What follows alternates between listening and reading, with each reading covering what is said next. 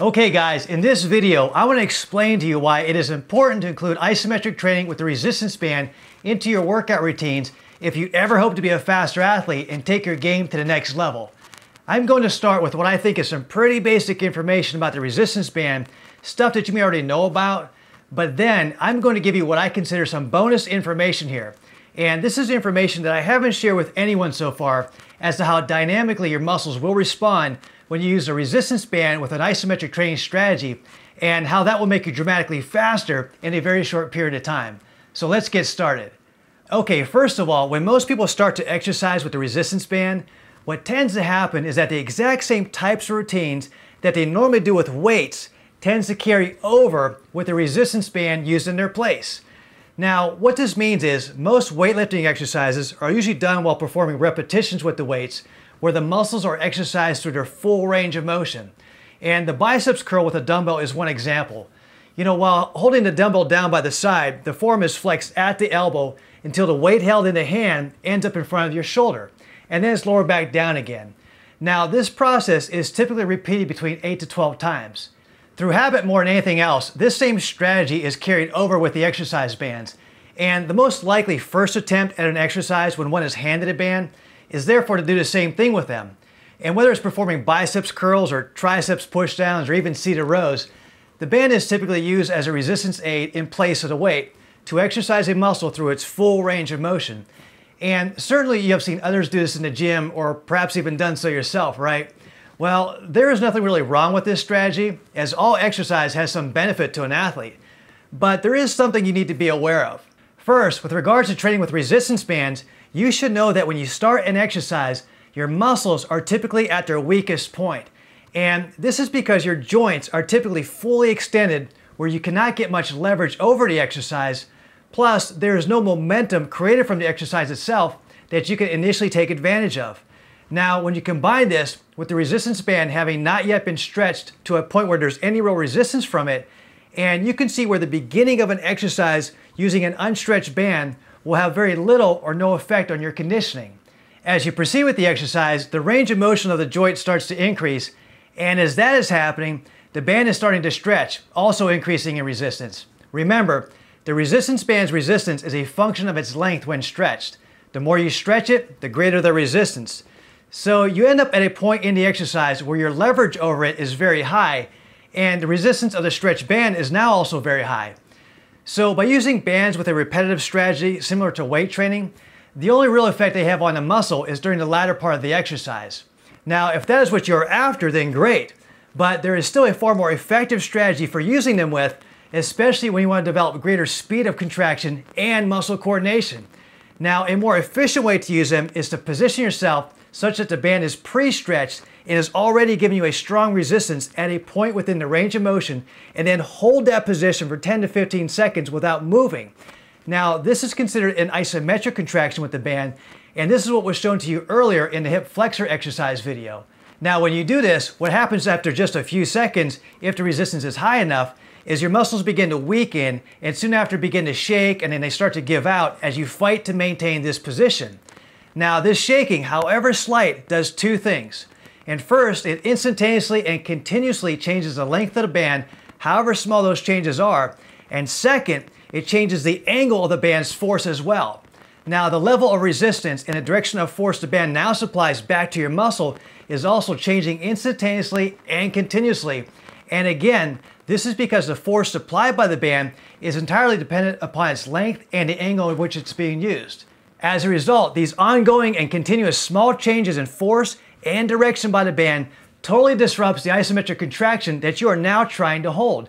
And it sets off all of your proprioceptors and stretch receptors within your muscles and tendons into a completely unique and different pattern.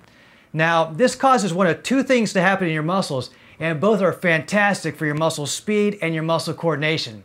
First, it'll cause an immediate overstimulation of the muscle fibers if the resistance drops in the muscle and you've got to make up for it. Or second, it'll cause an immediate understimulation of the muscle fibers if the resistance increases in the muscle and you've got to lighten up a bit. Now, this goes on continuously for as long as you fight to maintain a steady position. These ongoing and small changes in the band's force and its direction are constantly being perceived by stretch receptors in your muscles and in your tendons, and it causes them to have to instantly adjust themselves to reestablish the set isometric resistance point. This also recruits a lot of the surrounding muscles to help stabilize the joint. And now all of these adjustments and muscle contractions occur at such an incredibly higher rate than simply trying to move a dumbbell as fast as you can through its full range of motion. And if you held the dumbbell in a fixed isometric position, the resistance of the dumbbell will always remain the same, and the direction of its force is always the same too, which is straight down to the ground. However, and again, the band's resistance is based on its length when it's stretched, even if it's just a few millimeters, and its force also changes based on the angle in which it is attached, even within a degree. And because it always pulls back toward its attachment, it rarely acts straight down to the ground like the weight. Now, this means that the direction of force, as well as the amount of force, will continuously change, even with small, uncontrolled movements like millimeters in your muscles and the joints holding it. This forces your muscles to learn to quickly react and adjust to these changing forces. So now what you have to deal with is a multi-dimensional force acting on your muscles and not a simple static weight force. Any tiny change in muscle movement, whether it's slightly up or slightly down or slightly to the left or to right, or any combination of these, instantaneously alters the amount of resistance given back by the band, and it also alters its direction of force as well. And again, the proprioceptors in your muscles and in your tendons constantly perceive these changes in force and direction and cause the muscle to respond entirely different than with other training routines.